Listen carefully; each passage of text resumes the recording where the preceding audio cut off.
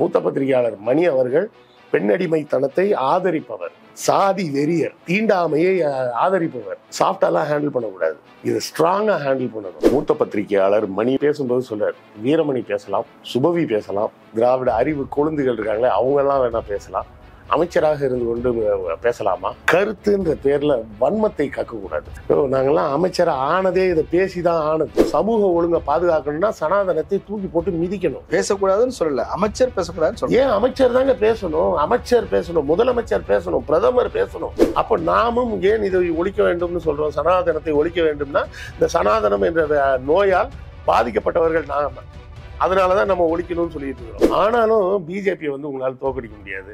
ஆனாலும் அண்ணாமலைக்குன்னு ஒரு பவர் இருக்கு, அண்ணாமலைக்குன்னு ஒரு ஃபேன் ஃபாலோவிங் இருக்கு அப்படின்லாம் பேசிட்டே இருப்பாங்க. அவர்களுக்கு கொடுக்கப்பட்ட அஜெண்டா அப்படி அவங்க பேசுறாங்க.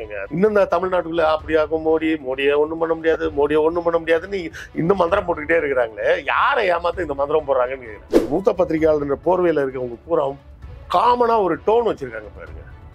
திமுக ஜெயிக்காது, அவ்வளவுதான். அது ஏடிஎம்கே ஜெயிக்குமா இல்லையன்றதை பத்திலாம் அவங்களுக்கு கவலை இல்லை.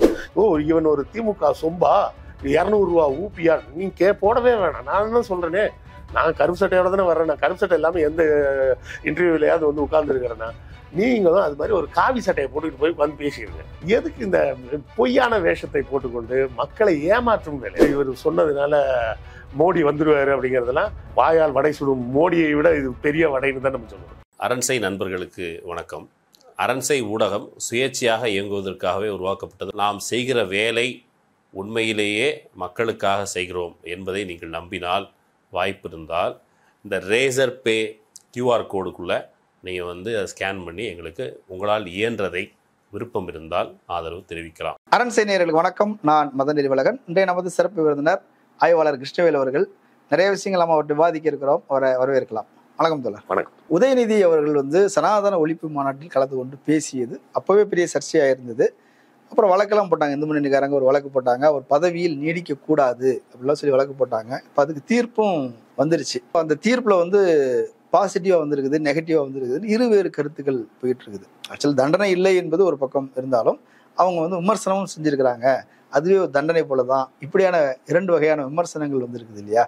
உங்களுடைய பார்வை என்ன? என்னுடைய பார்வைன்னு நீங்க கேக்குறீங்களா, இல்ல மூத்த பத்திரிகையாளர் மணியோட பார்வை என்னன்னு கேக்குறீங்களா அப்படின்றது எனக்கு புரியல. ரொம்ப அவருடைய கருத்து சொல்லியிருக்கிறாரு. இல்ல, அவர் கருத்து சொல்லலாங்க. கருத்து யார் வேணா சொல்லலாம், எல்லாருக்குமே உரிமை உண்டு கருத்து சொல்றதுக்கு, யாரும் அதை மறுக்கலாம் இல்ல. கருத்துன்ற பேர்ல வன்மத்தை கக்கக்கூடாது, அவ்வளவுதான் விஷயம். பேசும்போது சொல்றாரு, வீரமணி பேசலாம், சுபவி பேசலாம், இல்லை என்றால் இங்க திராவிட அறிவு கொழுந்துகள் இருக்காங்களே, யாரு நம்மளெல்லாம் தான் சொல்றாரு. அவ்வளோ பேரையும் பேர் சொல்றதுக்கு டைம் ஆகும்ல. திராவிட அறிவு கொழுந்துகள் இருக்காங்களே அவங்க எல்லாம் வேணா பேசலாம், அமைச்சராக இருந்து கொண்டு பேசலாமா? நாங்கெல்லாம் அமைச்சர் ஆனதே இதை பேசிதான் ஆனது. இல்லைங்க, அரசியல் அமைப்பு பதவியில இருந்துகிட்டு நீங்க சனாதன ஒழிப்புன்னு பேசுவது தவறு அப்படின்னு சொல்றாரு. சனாதன ஒழிப்பை பேசாம இருந்தாதாங்க தவறு. சனாதனத்தை ஆதரித்து ஒருத்தன் பேசுறான்னா என்ன அர்த்தம்?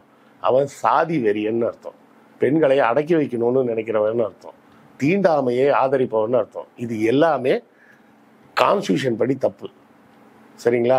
ஒரு சனாதன தர்மத்தை ஆதரித்து பேசக்கூடியவன் அதை யாரும் திட்டக்கூடாது, அதை பற்றி பேசக்கூடாது, அதை விமர்சிக்க கூடாது, அதை பொதுவெளியில் பேசக்கூடாதுன்னு சொல்ற ஒருத்தன் என்ன சொல்ல வர்றான் அப்படின்னா, இந்தியன் கான்ஸ்டியூஷன் படி நடக்காத, இந்தியன் கான்ஸ்டியூஷன் சொல்லக்கூடிய சாதி டிஸ்கிரிமினேஷனை எதிர்த்து பேசுறான், பெண்களையே அடக்கி ஒடுக்கி வைக்கணும்னு சொல்றான், சாதி வெறி பிடித்தவனாக இருக்கிறான்னு நம்ம புரிஞ்சுக்கணும். நாம இதை பேசும்போது பல இடங்கள்ல என்ன பண்ணிடுறோம்னா, கொஞ்சம் சாஃப்டா ஹேண்டில் பண்றோம். சாஃப்டாலாம் ஹேண்டில் பண்ணக்கூடாது, இது ஸ்ட்ராங்கா ஹேண்டில் பண்ணணும். மூத்த பத்திரிகையாளர் மணி அவர்கள் பெண்ணடிமைத்தனத்தை ஆதரிப்பவர், சாதி வெறியர், தீண்டாமையை ஆதரிப்பவர், அதனாலதான் அவர் இப்படி பேசுறாரு. அவர் சொல்றது என்ன அப்படின்னா, இப்ப நீங்க அமைச்சரானதுக்கு பிறகு எல்லா சமூகத்துக்கும் பொதுவானவராக ஆயிடுறீங்க. இந்துக்கள் இருக்கிறாங்க, கிறிஸ்தவர்கள் இருக்கிறாங்க, முஸ்லீம்கள் இருக்கிறாங்க. நீ கிறிஸ்தவர்கள் பேச மாட்டீங்க, முஸ்லீம்களை பேச மாட்டீங்க. அப்போ இந்துக்கள் மட்டும் இழிச்சவாயிருங்களா, அவங்கள மட்டும் நீ விமர்சிப்பீங்களா? அப்போ இந்துக்கள் மனசு புண்படுது இல்லை? ஒரு அமைச்சர் என்பவர் எல்லோருக்கும் பொதுவானவர், நல்ல அருமையான பாயிண்ட். அப்போ அமைச்சர் என்பவர் என்ன செய்யணும்னா, காவல்துறையெல்லாம் வேலை செய்யக்கூடாதுன்னு சொல்லணும். ஏன்னா காவல்துறை வேலை செய்யறதுனால என்ன ஆகுதுன்னா, கற்பழிப்பவன், ரேப்பு நடத்துறவன், திருடுறவன், அவங்க எல்லாம் மனசு புண்படுதா இல்லையாங்க? நீங்க ஒரு அமைச்சரா இருந்துகிட்டு இப்படி எல்லாம் நடவடிக்கை எடுக்கிறீங்க. எங்க சட்ட ஒழுங்கை பாதுகாக்கணும்லாங்க. இங்கே அதுதானங்க சொல்றோம். சமூக ஒழுங்கை பாதுகாக்கணும்னா சனாதனத்தை தூக்கி போட்டு மிதிக்கணும். சனாதனமே ஒரு சமூக ஒழுங்கு தானேன்னு சொல்றாங்க. அந்த சமூக ஒழுங்கு தானங்க இத்தனை ஆண்டுகளாக நம்மளை அடிமைகளாக வச்சிட்டு இருந்தது. அந்த சமூக ஒழுங்கு தானே வேண்டாம்னு சொல்லிட்டு இருக்கிறோம். சனாதனம் வேறு இந்து மதம் வேறுன்னு நீங்க பிரிச்சு கோர்ட்ல போய் சொல்றீங்க. பிரிச்சு கோர்ட்ல சொல்லும்போது நாங்க வந்து இந்து மதத்தை விமர்சிக்கல, இந்துக்களை விமர்சிக்கல, சனாதன தர்மத்தை தான் விமர்சிச்சோன்னு சொல்றீங்க. ஆனா சனாதனம் தான் இந்து மதம்னு சொல்றாங்கல்ல. சனாதனம் தான் இந்து மதம்னா அந்த சனாதனத்தை தூக்கி போட்டு தான் மிதிச்சாகணும் தானே நம்ம திரும்ப திரும்ப சொல்றோம். சனாதனம் என்ன சொல்லுது? நீங்களும் நானும் சமம் இல்லை, நம் இருவருக்கும் பெண்கள் சமம் இல்லை, தீண்டாமைன்னு ஒண்ணு இருக்கு, அவனை ஊருக்குள்ளேயே சேர்க்கக்கூடாது அப்படின்னு சொல்றது தானே சனாதனம். இல்ல இப்ப மணியே என்ன சொல்றாரு, நான் வந்து அதுக்கு வக்காலத்து வாங்கல, அதுல உள்ள தவறுகள் இருக்குதா? ஆமா, அது விமர்சனத்துக்கு. இது எப்படி இருக்கு தெரியுங்களா? ஒரு முன்னாடிலாம் ஒரு இது சொல்லுவாங்க, ஏன் பொண்டாட்டி நான் அடிப்பேன் நீ யாரா கேள்வி கேட்கறதுக்கு அப்படின்னு ஒரு நடைமுறை ஒண்ணு இருந்தது. இப்ப அது மாதிரிலாம் சொல்ல முடியாது. இப்போ டொமஸ்டிக் வயலன்ஸ்னு அதுக்காக ஒரு சட்டத்தையே கொண்டு வந்து, ஏன்னா அந்த காலத்தில் இப்படி எவனா வந்து நான் நல்லது சொல்லுவோன்ட்டு யாராவது ஒரு பெரியவர் வந்தாருன்னு வச்சுங்க, அப்போ உனக்கும் என் பொண்டாட்டிக்கு என்னடா தொடர்புன்னு அடுத்த கேள்வி கேட்டு அந்த ஆளை அசிங்கப்படுத்துவாங்க. இப்போ இவங்க பண்ணுறதெல்லாம் அதுங்க. ஏங்க ஒரு இடத்துல ஒரு தப்பு நடக்குதுன்னா அதை நான் நடுநிலையாக இருந்து அதெல்லாம் நம்ம பேசக்கூடாதுங்க அப்படின்னு சொல்றது வந்து எப்படி நியாயமாக முடியும்? பேசக்கூடாதுன்னு சொல்லல, அமைச்சர் பேசக்கூடாதுன்னு சொல்ல. ஏன் அமைச்சர் தாங்க பேசணும்? அமைச்சர் பேசணும், முதலமைச்சர் பேசணும், பிரதமர் பேசணும். பிரதமரே வாயை மூடிட்டு பேசாம இருக்காரு. சனாதனத்தை ஆதரிச்சு தானே பேச. அதான் சொல்றாங்க. அவரை தானே சொன்னாங்க, சங்கராச்சாரியார் பூரா என்ன சொன்னாங்க, நீ ஒரு கீழ் ஜாதிக்காரன், நீ எப்படி போய் ராமர் கோயில திறக்கலாம் அப்படின்னு சொன்னாங்க. அப்படி சொல்லல, நீங்க வந்து சிலையை தூக்கி வைக்கிறத நாங்க பாத்துட்டு இருக்கணுமா, கை தட்டிட்டு இருக்கணுமா? ரெண்டுக்கும் வித்தியாசம் என்ன இருக்குது? ரெண்டுக்கும் என்ன வித்தியாசம் இருக்கு? நாங்க தான் செய்யணும், அந்த வேலையை நீ எப்படி செய்யலாம், சனாதனப்படி அப்படி செய்யக்கூடாது அப்படின்னு சொல்லியிருக்காங்க. இப்போ ஒண்ணும் இல்லைங்க. இப்ப இந்த நீதிபதி இருக்காங்களே அனிதா சுமந்த், அவங்க வந்து திருவனந்தபுரத்துல போய் ஒரு பார்ப்பன மாநாட்டில் போய் கலந்துக்கிட்டாங்க. பேசும்போது என்ன சொல்லி பேசுறாங்க, நீங்க பாய்ஸ், பிராமின் பாய்ஸ் எல்லாரும் பதவிகளில் வந்து உட்காந்துட்டீங்க, நாங்கள் பிராமின் கேர்ள்ஸ் உள்ளே வந்தால் நீங்கள் எங்களுக்கு இடம் கொடுக்க மாட்டீங்க அப்படின்னு தான் பேசினாங்க. அதை தாங்க நாங்களும் பேசிகிட்டு இருக்கோம். நீங்கள் பிராமின் கேர்ள்ஸ்ன்னு சொல்கிறீங்க, நம்ம தமிழ்நாடு கேர்ள்ஸ்ன்னு சொல்கிறோம். இவ்வளோதான் வித்தியாசம். அப்போ சனாதனத்தை நீங்கள் ஆதரிப்பதாக இருந்தால் முதலில் நீங்கள் நீதிபதியாகவே வந்திருக்க முடியாது. எந்த ஒரு விஷயம் உங்களை தடுக்கிறதோ அந்த விஷயத்தையே நீங்களே ஆதரித்து பேசுகிறீங்க அப்படின்னு சொன்னால் ஒரு கோர்ட்டில் இருந்து கொண்டு, ஏன்னா தீர்ப்பை தான் விமர்சிக்க கூடாதே தவிர தீர்ப்புக்கு நடுவில் சொல்கிற கருத்தெல்லாம் விமர்சிக்கலாம், அதெல்லாம் ஒரு தப்பும் கிடையாது. தீர்ப்பை விமர்சிக்கலாம், உள்நோக்கம் கற்பிக்க கூடாது, அவ்வளோதான். இல்லை, எதுக்கு சொல்ல வந்தேன்னா, கொஞ்ச நாளைக்கு முன்னாடி ஒரு நீதிபதி வந்து ஒரு தீர்ப்பில் ஒரு கருத்தை சொல்லியிருந்தார். என்ன கருத்துனா, ஆண் மயிலோட கண்ணில் இருந்து வடிகிற கண்ணீரை பெண் மயில் வந்து போய் சாப்பிட்டு அப்படிதான் கர்ப்பமாகுது அப்படின்னாரு. எந்த ஸ்கூல்ல பயாலஜி படிச்சாருன்னு தெரியல. ஏதாவது ஒரு நல்ல ஸ்கூல்ல பயாலஜி கண்டிப்பா படிச்சிருப்பாரு. 10th வரையாவது சயின்ஸ்ல பயாலஜி வரும். ஐ மீன் 12th, ஆமா 11th 12th கூட வேற குரூப் மாறி போயிருக்கலாம். 10th வரை கண்டிப்பா வந்திருக்கும்.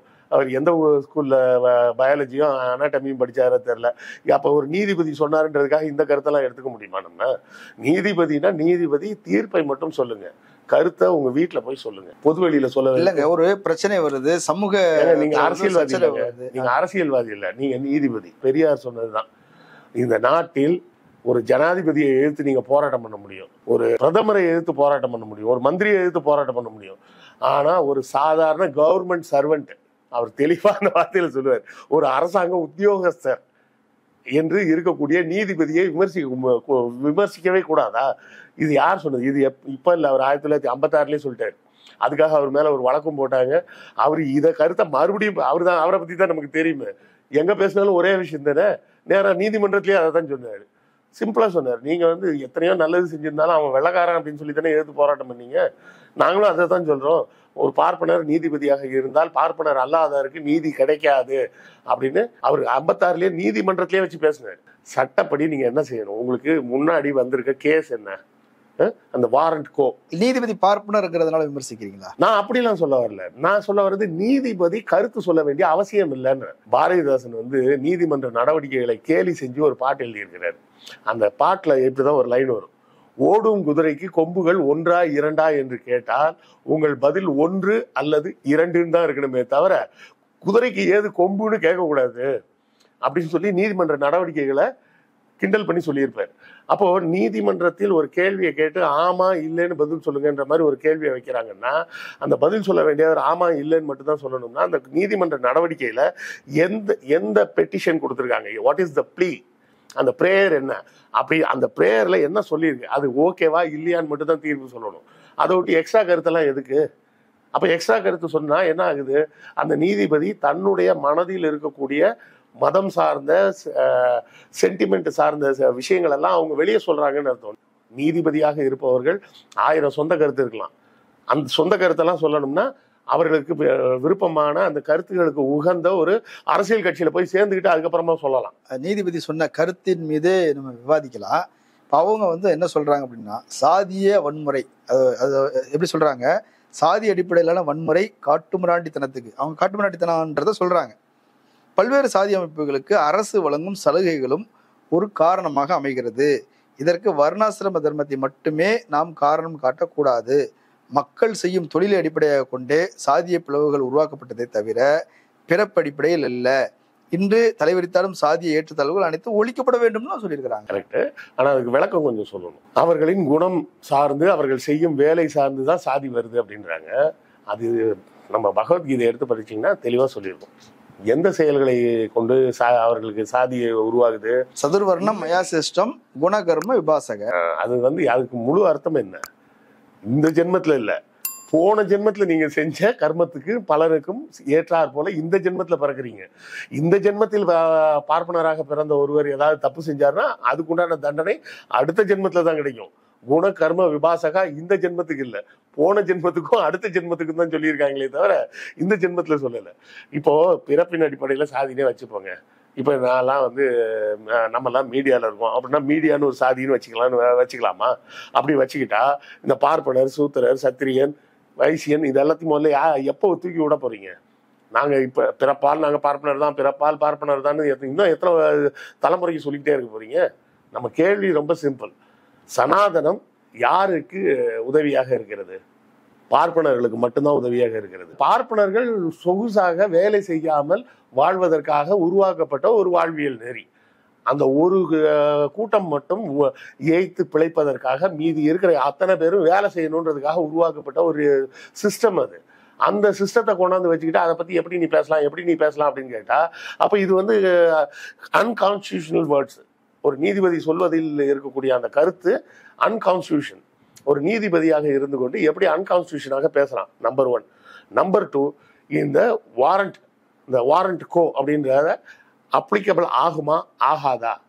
ஆகாது. தீர்ப்பு சொல்லிட்டீங்க, வரவேற்கிறோம், மகிழ்ச்சி. ஏன்னா இப்ப எங்களுக்கு என்ன வசதியா போச்சுன்னா, சனாதன தர்மத்தை எதிர்த்து பேசினால் அது தவறு அப்படின்னு இல்லை அப்படின்னு இந்த தீர்ப்பு சொல்லிச்சுன்னு நான் பாக்குறேன். எல்லோரும் ஒரு கோணத்துல பார்த்தா, நான் எந்த கோணத்துல பாக்குறேன்னா, இப்ப தமிழ்நாட்டுல தான் தண்டனை கொடுக்கல, பிற மாநிலங்கள்ல வழக்கு போட்டுக்கிறாங்க. அங்க ஏதாவது ராகுல் காந்தியை கொடுத்த மாதிரி திடீர்னு ஒரு தண்டனை கொடுத்து என்ன பண்ணுவீங்க? கொடுக்கட்டும், கொடுத்து அம்பலமாகட்டும்ன்ற. முதல்ல இந்த மாதிரி பேசினா தண்டனை கொடுக்கட்டும், கொடுத்து அம்பலப்படட்டும். நாங்க கான்ஸ்டியூஷனை மதிக்கல, நாங்க கான்ஸ்டியூஷனை மதிக்காமல் மனிதனை பிரிக்கக்கூடிய இந்த சாதி பாகுபாடை தான் நாங்கள் மதிக்கிறோம், அதுதான் எங்களுடைய நாட்டின் சட்டம்னு நீங்க ஒத்துக்குங்க. அப்படி ஒத்துக்கிட்டா நம்ம இதை பத்தி பேச வேண்டிய அவசியமே இருக்காது. இப்போ நம்ம மூத்த பத்திரிகையாளர் மணி 20 நிமிஷம் பேசுறாரு. 20 நிமிஷத்துல அவர் பேசினது பூராமே திரும்ப திரும்ப திரும்ப திரும்ப திரும்ப எதை பத்தி பேசுறாருன்னா, இவர் கொரோனான்னு சொன்னாரு, ராஜா அதையும் தாண்டி போயிட்டாரு, எய்ட்ஸ் சொன்னாரு, தொழுநோயின்னு சொல்லிட்டாரு. ஆமா, தொழுநோயாளிகளுக்கும் எய்ட்ஸ் நோயாளிகளுக்கும் மருத்துவம் வருது, அவங்க கடிதம் எழுதியிருக்காங்க. அவங்க எல்லாம் என்ன ரொம்ப விரும்பி அதை ஏத்துக்கிட்டாங்களா? ஒரு நோயை பத்தி சொல்லும் போது நோயாளி மேல எப்படி திருப்புவீங்க நீங்க? ஒரு தொழுநோயாளி எனக்கு தொழுநோய் வேணும்னு விரும்பி போய் வாங்கிக்கிட்டாரா? இல்ல ஒரு எய்ட்ஸ் நோயாளி எய்ட்ஸ் எனக்கு வேணும்னு விரும்பி போய் வாங்கிக்கிட்டாரா? அவங்க 2 பேரும் தான் ஆசைப்படுறாங்க. மற்ற எல்லாரையும் விட அவங்க 2 பேர் தான் முதல்ல ரொம்ப ஆசைப்படுறாங்க இந்த நோய் ஒழிக்கப்படணும்னு. அப்ப நாமும் ஏன் இதை ஒழிக்க வேண்டும்னு சொல்றோம்? சனாதனத்தை ஒழிக்க வேண்டும்னா, இந்த சனாதனம் என்ற நோயால் பாதிக்கப்பட்டவர்கள் நாம, அதனாலதான் நம்ம ஒழிக்கணும்னு சொல்லிட்டு இருக்கிறோம். நீதிபதி சொன்னது ஒரு பக்கம் இருக்கட்டும், அவர் பத்திரிகையாளர் மணி சொன்னது இன்னொரு பக்கம் இருக்கட்டும், யதார்த்தத்தை பேசுவோம். சனாதன ஒழிப்பு மாநாடு நடத்தியதன் விளைவு இதை அவங்க இந்தியில மொழி மாற்றம் செய்து சப்டைட்டில் போட்டு 4 கோடி வாட்ஸ்அப்ல பரப்பியிருக்கிறாங்க. அது 5 மாநில தேர்தலில் எதிரொலிச்சிருக்குது. சத்தீஸ்கர்ல ஜெயிக்கிறது வாய்ப்பு இருந்தது, ராஜஸ்தான்ல மீண்டும் ஜெயிக்கிறது வாய்ப்பு இருந்தது, மத்திய பிரதேசத்துல அவங்க ஜெயிச்சிருவாங்கன்னு உறுதியா நம்பிக்கிட்டு இருந்தாங்க. அப்படி இடத்துல தோல்வி வருவதற்கு இந்த சனாதன ஒழிப்பு மாநாட்டில் உதயநிதி பேசுனதுதான் காரணம்னு சொல்றாங்கல்ல. அவங்க சொல்லுவாங்கங்க. ஆக்சுவலா இப்போ 2 நாளைக்கு முன்னாடி வர மோடி அமித்ஷா வரைக்கும் அதை எடுத்து பேசுனாங்கல்ல 5 மாநில தேர்தலில். ஆமா பேசினாங்க, இல்லைன்னா நான் சொல்லலை. இப்போ கூட அவங்க 2 நாளா காத்துக்கிட்டு இருந்தது இந்த தீர்ப்பு வரும், உதயநிதி மேல ஏதாவது நடவடிக்கை எடுப்பாங்க, அதை வச்சு நம்ம குஷியா இல்லைன்னு வெயிட் பண்ணாங்க. அவங்க ஏன் வெயிட் பண்ணாங்க தெரியுங்களா? 3-4 நாளைக்கு முன்னாடி தான் நம்ம லல்லு பிரசாத் யாதவ் 100 நிமிஷம் பேசினார். அதை குறித்து அந்த பத்திரிகைகள், அங்கே உள்ள பத்திரிகைகள் எழுதும்போது எப்படி எழுதியிருக்காங்க தெரியுங்களா? 10 ஆண்டு காலம் மோடி கட்டமைத்த இமேஜை 100 நிமிடங்களில் லல்லு பிரசாத் யாதவ் சிதைத்து விட்டார் அப்படின்னு தான் எழுதியிருக்காங்க. இப்போ இந்த வாங்கின அடியை சரி பண்றதுக்கு இந்த சனாதனத்துல ஏதாவது தீர்ப்பு வரும்னு பார்த்தாங்க.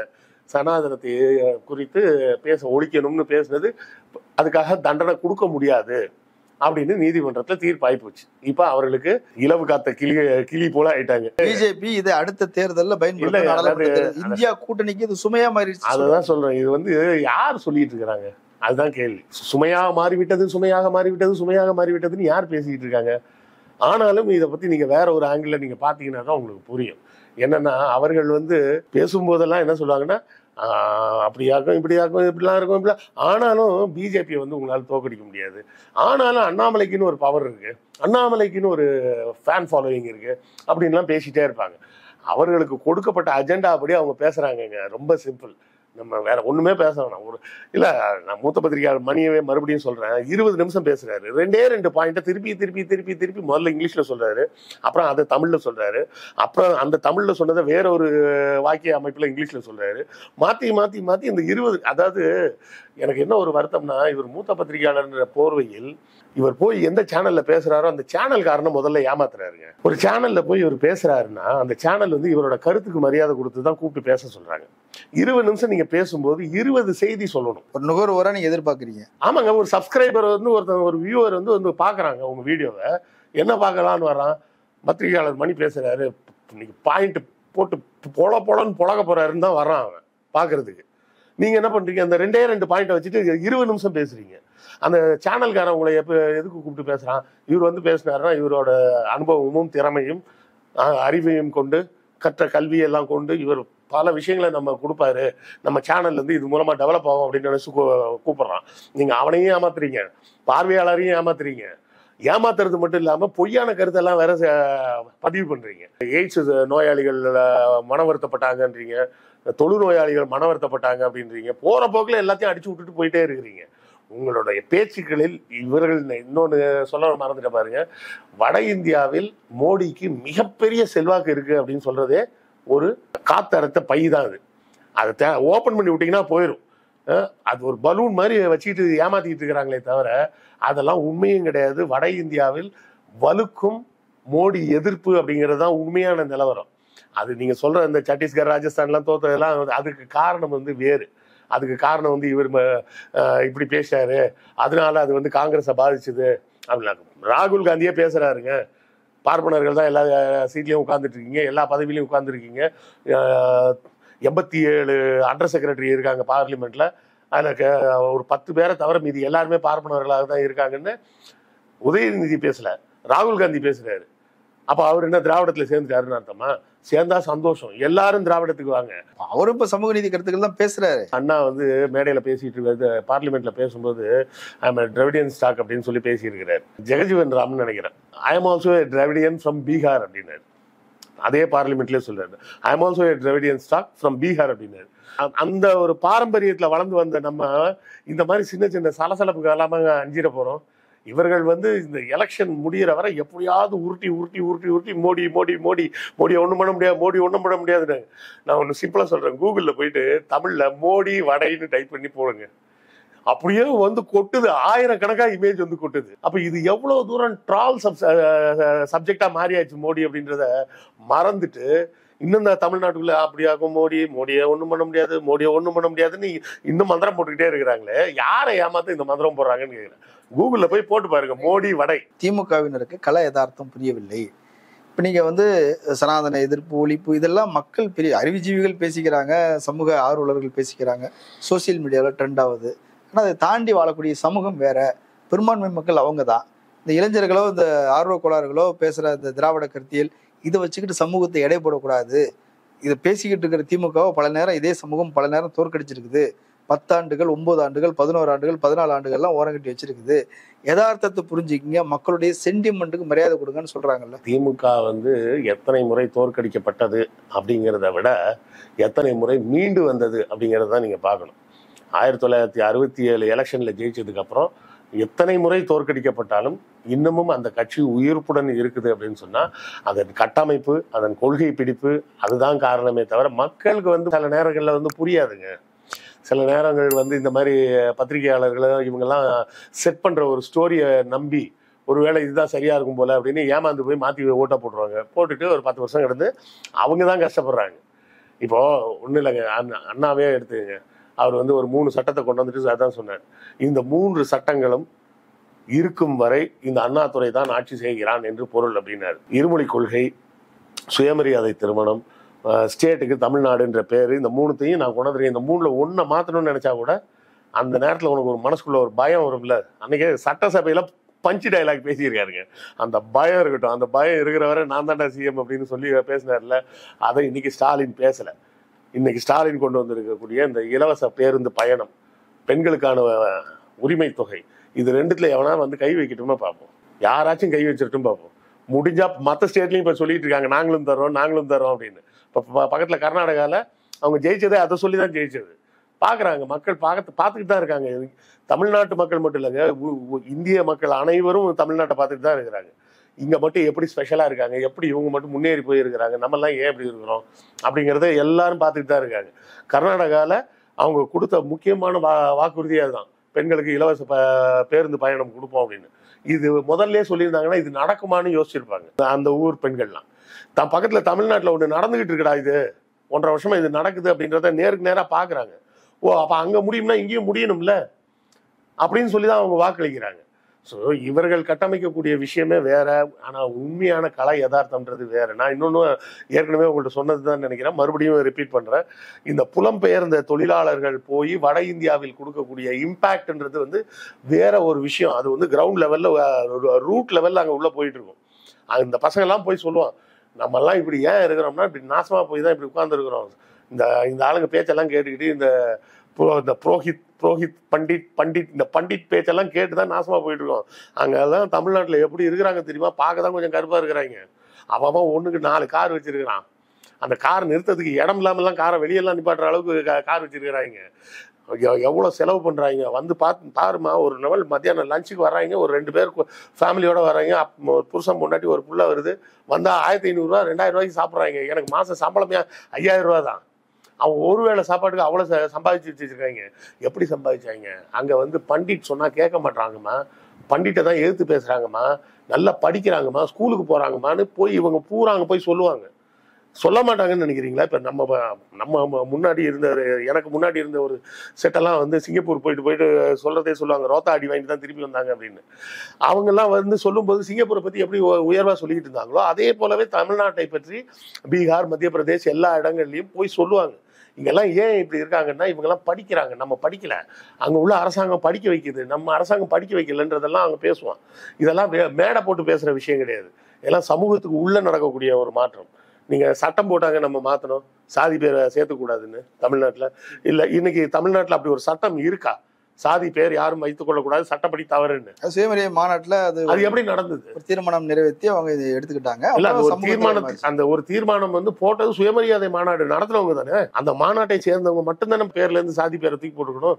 எப்படி அந்த விழிப்புணர்வு பரவுச்சு? சமூகத்துக்குள்ள ஊடுருவி போயிருச்சு.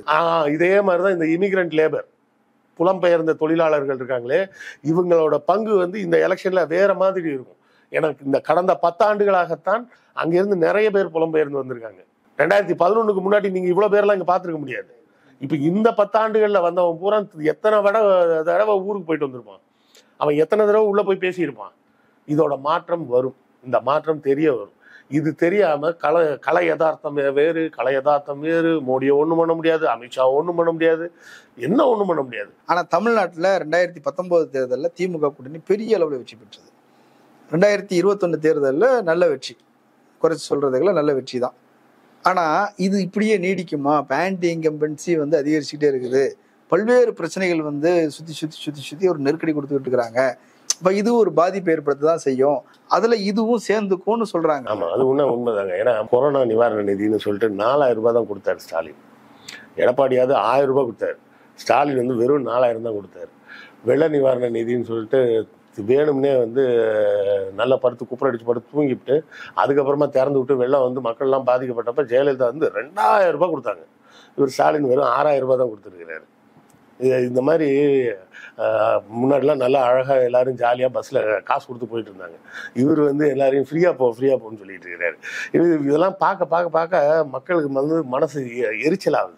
எப்படி இருந்த வாழ்க்கை இப்படி இவரால் இப்படி நாசமாக போச்சே, நமக்கு இவ்வளோ சங்கடப்பட்டுக்கிட்டு இருக்கோமே, இப்படி ஃப்ரீயாலாம் பஸ்ஸில் போக வேண்டியிருக்குது, மாதம் சும்மா இல்லாமல் 1000 ரூபா காசை வேற கொடுத்துட்றாங்க, இந்த காசை வச்சுக்கிட்டு நாங்கள் என்ன பண்ணுறது அப்படின்னு ஒரே இந்த அந்த மக்கள் மனதில் வந்து அந்த ஆளும் அரசின் மீதான அந்த எதிர்ப்பு உணர்வு இருக்குல்ல, அது நாளுக்கு நாள் அதிகமாயிட்டே தான் போகுது. ஏன்னா சும்மா இல்லாமல் இப்போ ஃபீஸ் எல்லாம் வேற கேன்சல் பண்ணி விட்டாரு. காலேஜுக்கு போனீங்கன்னா ஃபீஸ் கிடையாது, காலேஜுக்கு போனால் ஃபீஸ் மட்டும் கிடையாதுன்னா பரவாயில்ல, மாதம் ஒரு 1000 ரூபா காசும் தரேன்றாங்க. இப்போ சும்மா காசை கொடுத்துக்கிட்டே இருக்கிறீங்க, எங்கேயுமே எங்களை பணத்தை கெட்ட விட மாட்டீங்க அப்படின்னு சொல்லி எல்லாருமே வந்து அரசாங்கத்தின் மீது கடுமையான அதிருப்தியில தான் இருக்கிறாங்க. அந்த அதிருப்தியோடு சேர்ந்து இதுவும் கண்டிப்பாக சேர்ந்து நாங்கள்லாம் எப்படி மேல் சாதி கீழ் சாதி அப்படின்னு சந்தோஷமா வாழ்ந்துட்டு இருந்தோம், சும்மா இல்லாமல் வந்து சனாதனத்தை ஒழிக்கிறேன், எல்லாரையும் ஒன்றா ஆக்குறேன் அப்படின்னு சொல்லிட்டு இருக்கிறீங்க அப்படின்னு சொல்லி இன்னும் எரிச்சல் ஜாஸ்தி ஆகிட்டு தான் இருக்குது மக்களுக்கு. இது வந்து இந்த மூத்த பத்திரிகையாளர் சொல்றதை நம்ம ஏற்றுக்கிட்டு தான் ஆகணும். எல்லா டைமும் அவங்க சொல்றதை ஏற்றுக்கிட்டே இருக்க முடியாது இல்லை, அவங்க சொல்றதை ஏற்றுக்கிட்டு தான் ஆகணும். நீ ஒரு கிண்டல் பண்ற மாதிரி சொல்றீங்க, ஆனா அவர் ஒரு எச்சரிக்கையா தானங்க சொல்றாரு, அதை நீ எடுத்துக்கிட்டே நல்லது தானே. என்ன நல்லது, நீங்க வந்து பூச்சாண்டி காமிச்சிக்கிட்டே இருக்கீங்க, தொடர்ந்து பூச்சாண்டி காமிக்கிறீங்க. உங்களுக்கு எதிர்ப்பு வந்துருச்சு, நீங்க அவ்வளவுதான், நீங்க நான் கேட்கிறேன், இந்த மூத்த பத்திரிகையாளர் போர்வையில இருக்கவங்க பூரா காமனா ஒரு டோன் வச்சிருக்காங்க பாருங்க, திமுக ஜெயிக்காது அவ்வளவுதான், அது ஏடிஎம்கே ஜெயிக்குமா இல்லையன்றதை பத்திலாம் அவங்களுக்கு கவலை இல்லை, திமுக ஜெயிச்சிரும், இந்தியா கூட்டணி ஜெயிக்காதுன்னு சொல்றாங்க. நேரத்துக்கு தகுந்தாப்புல மாத்திப்பாங்க. அப்புறம் சொல்லும்போது என்ன சொல்லுவாங்கன்னா, இந்தியா கூட்டணி வென்றால் அது திமுகவால எல்லாம் வெல்ல முடியாது, அது காங்கிரஸால தான் வெல்ல முடியும் அப்படின்னு அங்கேயும் ஒரு பிளேட்டை மாத்தி போடுவாங்க. மொத்தத்துல இவங்களுக்கு எல்லாம் என்ன தெரியுமாங்க, திமுகவை குறை சொல்லணும் அவ்வளவுதான், அது ஒரே ஒரு அஜெண்டா தான். நான் என்ன சொல்றேன், ரொம்ப சிம்பிளா சொல்றேன். இப்ப என்ன எடுத்துங்க, எங்க போனாலும் நான் கருப்பு சட்டை இல்லாம பேசுறது இல்லை. எதனால, யாராவது தப்பி தவறி இவர் ஒரு நடுநிலையாளர் அப்படின்னு என்ன நினைச்சிடக்கூடாது. நான் எப்பவும் சொல்றது, தெளிவா சொல்றது, நான் நடுநிலையெல்லாம் கிடையாதுங்க. நான் திராவிட சித்தாந்தத்தை சார்ந்தவன், திமுகவை தான் ஓட்டு அரசியலுக்காக ஆதரிப்பவன், இதுல எந்த மாற்றமும் கிடையாது. கொஞ்சம் கூட டவுட் வேணாம். நிறைய பேர் வந்து கீழே கமெண்ட்லாம் போடுறாங்க, இவன் ஒரு திமுக சொம்பா, 200 ரூபா ஊப்பியா, நீங்க போடவே வேணாம். நான் என்ன சொல்றேனே, நான் கருப்பு சட்டையோட தானே வர்றேன், நான் கருப்பு சட்டை இல்லாம எந்த இன்டர்வியூலையாவது வந்து உட்கார்ந்து இருக்கிறேன்னா, நீங்களும் அது மாதிரி ஒரு காவி சட்டையை போட்டுக்கிட்டு போய் உட்காந்து பேசிடுங்க, நாங்க உங்களை டச் பண்ண விட மாட்டோம். எதுக்கு இந்த பொய்யான வேஷத்தை போட்டுக்கொண்டு மக்களை ஏமாற்றும் வேலையா? சிம்பிளா அண்ணாமலை மாதிரி, அண்ணாமலை நிறைய அந்த டவல் அங்க வாங்கி வச்சிருக்கிறாரு கமலாலயத்துல, யார் போனாலும் அந்த துண்டை ஒண்ணு போட்டு விட்டுறாரு. அது கூட நல்லா இருக்குன்னு சொன்னாங்க, யாரோ ஒரு நண்பர் சொன்னாரு, அது நல்ல குவாலிட்டிங்க, தலை தோட்டுறதுக்கெல்லாம் யூஸ் பண்ணா ஒரு 6 மாசம் வரும் அப்படின்றாரு. அதை போயிட்டு அவர்கிட்ட ஒண்ணு வாங்கிக்கிங்க, வாங்கி போட்டுக்கிட்டே பேசுங்க, அதுக்கப்புறம் நாங்க உங்களை டச் பண்ண மாட்டோம். அண்ணாமலை டெய்லி எவ்வளவோ பேசுறாரு, ஏதாவது நாங்க எல்லாத்துக்குமா மறுப்பு சொல்லிட்டு இருக்கிறோம்? கிடையாது. இல்ல சவுக்கு சங்கர் மாதிரி ஆட்களை எல்லாம் டெய்லி பேசிட்டு இருக்கிறோமா? கிடையாது. ஏன்னா அவங்க எல்லாம் யாருன்னு மக்களுக்கு தெரியும். நீங்க ஏமாத்தாதீங்கன்ற பொய்யான போர்வையை பூசிய போட்டுக்கிட்டு, நான் வந்து நடுநிலையா பேசுறேன், நான் திமுகவோட நல்லதுக்கு தான் பேசுறேன், இதுல வேற சொல்றது நான் திமுகவோட நல்லதுக்கு தான் சொல்றேன் அப்படிங்கிறது. எது திமுகவோட நல்லதுக்கு சொல்றதுதான் வந்து திமுக நாசமா போவோம் அப்படின்னு சொல்றதுதான் திமுகவோட நல்லதுக்கு பேசுறதா? இது வந்து பல காலமா அவர் பண்ணிட்டு இருக்கிறாரு. பண்ணட்டும், இருக்கிற பிரச்சனையெல்லாம் விட்டுட்டு ஏதாவது ஒண்ணு போட்டு உருட்டுறது. நீதிமன்றத்துல ஒரு தீர்ப்பு கொடுத்துருக்காங்கன்னா, கொடுத்த தீர்ப்பை விட்டுட்டு அவங்க சொன்ன கருத்தை பிடிச்சிட்டு பேசிட்டு இருக்காங்க. சுப்ரீம் கோர்ட்லயும் இதே கதை தான். சுப்ரீம் கோர்ட்ல என்ன பண்ணி வச்சிருக்காங்க, அவங்க கேட்டது வந்து எல்லாத்தையும் மொத்தமா ஒரே கோர்ட்ல விசாரிக்கிறதுக்கு உத்தரவு கொடுங்கன்னு சொல்லியிருக்காங்க. அங்கேயும் இதே மாதிரிதான் சம்பந்தம் இல்லாம வேற வேற கருத்துக்கள் எல்லாம் சொல்லியிருக்காங்க. அந்த கேஸோட மெரிட்டை பத்தி இங்கேயே விளக்கி சொல்லுங்கன்றாங்க. அங்க பெட்டிஷனே அது இல்லையே. முதல்ல கோர்ட்டை பொறுத்தவரை என்னன்னாங்க, என்ன என்ன பிளீ, என்ன பெட்டிஷன், அந்த பெட்டிஷன்ல இருக்கிறது தான் பேசணும். அதை பத்தி என்ன நீதிபதி சொன்னாங்க அப்படின்றத பத்தி தான் நீங்க பேசணும். அதுக்கு நடுவில் அவங்க 1000 விஷயம் சொல்லுவாங்க, அதெல்லாம் உட்காந்துக்கிட்டு அதுக்கு உட்காந்து வியாக்கியானம் பண்ணக்கூடாது. இப்ப அவர் பண்றது பூரா என்னன்னா, எந்த இடத்துலயுமே போய் இந்த கேஸ் என்ன, இந்த சனாதனம்னா என்ன, இதை பேசுனது சரியா தப்பான்றதை பத்தி இவர் வரவே இல்லை. எல்லா இடத்துலையும் இவர் மட்டும் இல்லை, எல்லாருமே இந்த பாஜக சார்ந்து பேசக்கூடிய எல்லாருமே என்ன பேசிட்டு இருக்கிறாங்கன்னா, தீர்ப்பை விட்டுட்டாங்க. அதுல சொன்ன கருத்தை பாருங்க. கதையை பார்க்காதீங்க, நம்ம ஊர்ல சொல்லுவாங்க பார்த்தீங்களா, கதையை பார்க்காதீங்க, கதையில சொன்ன கருத்தை பாருங்க அப்படின்னு. அது மாதிரி அதுல என்ன தீர்ப்போ அந்த தீர்ப்பை யாரும் பார்க்கறதே இல்லை. சொன்ன கருத்தை வச்சுக்கிட்டு தான் உருட்டிக்கிட்டே இருக்கிறாங்களே தவிர, அதாவது நீதிபதி எல்லோரும், இப்போ நான் ஒரு கருத்து சொல்லலாம், நீங்க ஒரு கருத்து சொல்லலாம்னா நீதிபதியும் ஒரு கருத்து சொல்லலாம், ஒரு தப்பும் கிடையாது. அது அவங்களோட கருத்து. அதை பொதுவெளியில் சொல்லாமல் இருப்பது அவங்க வகிக்கக்கூடிய பதவிகளுக்கு ஒரு மரியாதை, ஒரு மரபு. அப்படிதான் நம்ம பார்க்கணுமே தவிர, இதுல வந்து ஜெயிப்பாரு தோப்பாரு இவர் சொன்னதுனால மோடி வந்துருவாரு அப்படிங்கிறதெல்லாம் வாயால் வடை சுடும் மோடியை விட இது பெரிய வடைன்னு தான் நம்ம சொல்லணும். நிகழ்ச்சியின் இறுதி பகுதி வந்துட்டோம். அந்த தீர்ப்பு குறித்து உங்களுடைய பார்வையையும் விமர்சனங்களையும் சொல்லியிருக்கிறீங்க. மக்கள் பரிசீலிக்கட்டும். கலந்து கொண்டு கருத்துக்களை பகிர்ந்தமைக்கு நன்றி. நன்றி. நேயர்களே, மற்றொரு விருந்தினரோடு மீண்டும் சந்திக்கலாம். நன்றி.